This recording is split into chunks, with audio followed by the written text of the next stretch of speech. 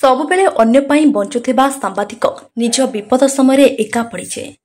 ଯେଉଁ ଲୋକଙ୍କ ପାଇଁ ସେ ନିଜକୁ ନିଜ ପରିବାରକୁ ସମୟ ଦେଇପାରିନଥାଏ, ସେହି ସାମ୍ବାଦିକଟିର ଅସୁବିଧା ସମୟରେ ତାକୁ କେହି ଆହା ପଦେ କୁହନ୍ତି ନାହିଁ।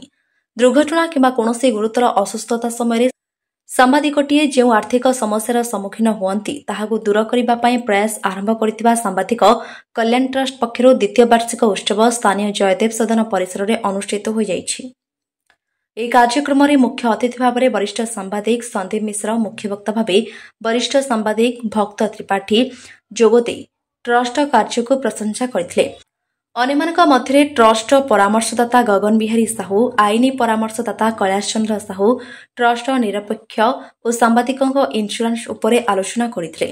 ସମ୍ପାଦକ ପ୍ରଶାନ୍ତ କୁମାର ରାଉତ ସମ୍ପାଦକୀୟ ବିବରଣୀ ପାଠ କରିଥିଲେ। ଏହି ଅବସରରେ ଟ୍ରଷ୍ଟ ମୁଖପତ୍ର ପରାଶର ଉନ୍ମୋଚନ କରାଯାଇଥିଲା। ପରେ ଟ୍ରଷ୍ଟ ପକ୍ଷରୁ ପୂର୍ବରୁ କରାଯାଇଥିବା ତର୍କ, ପ୍ରବନ୍ଧ, ଚିତ୍ରାଙ୍କନ ଓ ପାରମ୍ପରିକ ନୃତ୍ୟ ପ୍ରତିଯୋଗିତାରେ ବିଜୟୀ ଛାତ୍ରଛାତ୍ରୀମାନଙ୍କୁ ପୁରସ୍କୃତ କରାଯିବା ସହିତ ପାରାଦୀପର ବିଭିନ୍ନ କ୍ଷେତ୍ରରେ କାର୍ଯ୍ୟ କରୁଥିବା ସମାଜସେବୀ ଓ ସଂଗଠନକୁ ସମ୍ବର୍ଦ୍ଧିତ କରାଯାଇଥିଲା।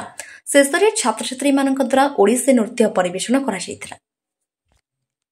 ସାମ୍ବାଦିକ କଲ୍ୟାଣ ଟ୍ରଷ୍ଟ ପାରାଦୀପକୁ ମୁଁ ସାଧୁବାଦ ଜଣାଉଛି କି ଏଭଳିଆ ଗୋଟେ ଅନୁଷ୍ଠାନ ଗଠନ କରିକି ସାମ୍ବାଦିକଙ୍କ ସୁରକ୍ଷା ପାଇଁ, ସାମ୍ବାଦିକଙ୍କର ହିତରେ ଯେଉଁ ସବୁ ପଦକ୍ଷେପ ନେବା କଥା ସେଥିପାଇଁ ଟ୍ରଷ୍ଟ କାର୍ଯ୍ୟ କରୁଛି। ସାମ୍ବାଦିକଙ୍କ ବୀମା କରିବା ପାଇଁ ବି ଯୋଜନା କରୁଛି ଟ୍ରଷ୍ଟ। ସେଥିପାଇଁ ମୁଁ ତାଙ୍କର ଅଧ୍ୟକ୍ଷ ଓ ସଦସ୍ୟମାନଙ୍କୁ ସାଧୁବାଦ ଦେବି। ସାମ୍ବାଦିକତା ଗୋଟେ ଆହ୍ୱାନମୟ ପ୍ରୋଫେସନ୍ ଆଉ ସାମ୍ବାଦିକତା ଯେଉଁମାନେ କରୁଛନ୍ତି ତାଙ୍କର ଅନେକ ସମସ୍ୟାର ସେ ସମ୍ମୁଖୀନ ହୁଅନ୍ତି।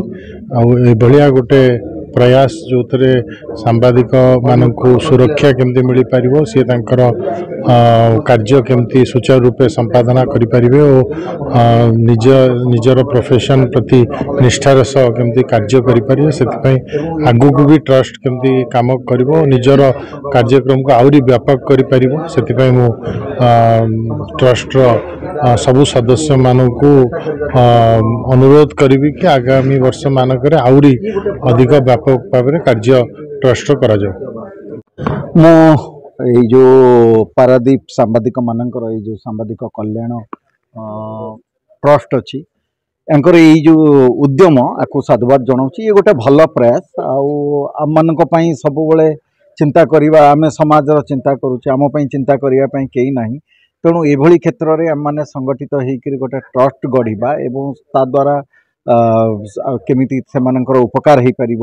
ଆଉ ଯେଉଁଭଳି ଭାବରେ ଆଜି ଯେମିତି ଟ୍ରଷ୍ଟର କର୍ମକର୍ତ୍ତାମାନେ ଘୋଷଣା କଲେ ଯେ ଆମେ ସାମ୍ବାଦିକମାନଙ୍କ ପାଇଁ ଗୋଟେ ସ୍ୱତନ୍ତ୍ର ବୀମା ବ୍ୟବସ୍ଥା ବି କରିବୁ, ଇଏ ଗୋଟେ ଭଲ ପ୍ରୟାସ। ଆଉ ମୁଁ ନିଶ୍ଚୟ ଏଇ ଟ୍ରଷ୍ଟର ଉତ୍ତରୋତ୍ତର ଉନ୍ନତି କାମନା କରିବି।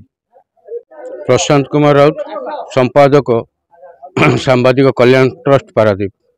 ସାମ୍ବାଦିକ କଲ୍ୟାଣ ଟ୍ରଷ୍ଟ ସାମ୍ବାଦିକମାନଙ୍କ କଲ୍ୟାଣ ପାଇଁ ଅଭିପ୍ରେତ ଏକ ଅନୁଷ୍ଠାନ ଏବଂ ଆମେ ବିଗତ ମାତ୍ର 2 ବର୍ଷ ଭିତରେ ଆମ ପାଖ ଆଖରେ ଆମ ଖବର ନଲେଜରେ ଯେଉଁ ସାମ୍ବାଦିକମାନେ କୌଣସି ଘଟଣା ଦୁର୍ଘଟଣାର ସମ୍ମୁଖୀନ ହୋଇଛନ୍ତି ସେମାନଙ୍କୁ କିଛି ଆର୍ଥିକ ସାହାଯ୍ୟ କରିଛୁ, ସେମାନଙ୍କ ଅସୁବିଧା ବେଳେ ପହଞ୍ଚିଛୁ ଏବଂ ସେମାନଙ୍କ ସହିତ ମାନେ ସୁସମ୍ପର୍କ ବଢ଼ାଇ ସାମ୍ବାଦିକମାନଙ୍କ ସମସ୍ୟା ସହିତ ସମଭାଗୀ ହେବା ପାଇଁ ଆମ ଅନୁଷ୍ଠାନର ଆଭିମୁଖ୍ୟ।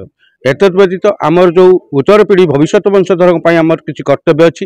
ସେହି ଛାତ୍ରଛାତ୍ରୀମାନଙ୍କର ଯେଉଁ ପ୍ରତିଭା ଅଛି, ଆମେ ପ୍ରତିଭା ଅନ୍ୱେଷଣ କାର୍ଯ୍ୟକ୍ରମ ମାଧ୍ୟମରେ ପାରାଦୀପ ଅଞ୍ଚଳର ସମସ୍ତ ସ୍କୁଲ ପିଲାଙ୍କ ଭିତରେ ବିଭିନ୍ନ ପ୍ରକାର ଦକ୍ଷତା ପ୍ରତିଯୋଗିତା କରି ସେମାନଙ୍କୁ ଆଜି ପୁରସ୍କୃତ କରି ଆମେ ବହୁତ ଉତ୍ସାହିତ। ସେମାନେ ଆମ ଭବିଷ୍ୟତ। ଏତଦ୍ ବ୍ୟତୀତ ସମାଜର ସବୁ ବର୍ଗର ଯେଉଁମାନେ ଯେଉଁ ଆମର ସଫେଇ କର୍ମଚାରୀ ହୁଅନ୍ତୁ, ଡାକ୍ତର ହୁଅନ୍ତୁ, ପରିବେଶବିଦ ହୁଅନ୍ତୁ, ସ୍ୱେଚ୍ଛାସେବୀ ସଂଗଠନ, ସବୁ ସ୍ତରର ଲୋକମାନଙ୍କୁ ଆମେ ତାଙ୍କର କାର୍ଯ୍ୟକୁ ପ୍ରେରଣା ଉତ୍ସାହିତ କରିବା ପାଇଁ ସେମାନଙ୍କୁ ଏ ମଞ୍ଚରେ ଆମେ ସମ୍ବର୍ଦ୍ଧିତ କରିଛୁ, ସମ୍ମାନିତ କରିଛୁ। ବିଶେଷ କରି ଆମର ପାରମ୍ପରିକ ନୃତ୍ୟ ଭାରତୀୟର କେବଳ ଓଡ଼ିଶୀ ସହିତ କଥକ, ଭାରତନାଟ୍ୟମ୍ ଏହି ସବୁ ମାନେ ନୃତ୍ୟକୁ ପ୍ରୋତ୍ସାହିତ କରିବା ପାଇଁ ଆମ ସଂଗଠନ ମଧ୍ୟ ପ୍ରତ୍ୟେକ ସ୍କୁଲମାନଙ୍କ ମଧ୍ୟରେ ନୃତ୍ୟ ପ୍ରତିଯୋଗିତା କରିଥିଲା। ଅତି ଚମତ୍କାର ନୃତ୍ୟ ପ୍ରଦର୍ଶନ କରିଥିବା ପିଲାମାନଙ୍କୁ ଆମେ शुभेच्छा जणाइछु एवं जो माने विजेता होइछन्ति सेमानकु मध्ये पुरस्कृत करिछु। तेणु आम सांबादिक कल्याण ट्रस्ट केवल सांबादिक नुहे समाजर कल्याण पाई प्रतिष्ठित एवं आम समाजर सब वर्गर लोक सहित मिसी सेमानकु साहाय्य सहयोग करिया पाई आमे प्रतिश्रुतिबद्ध।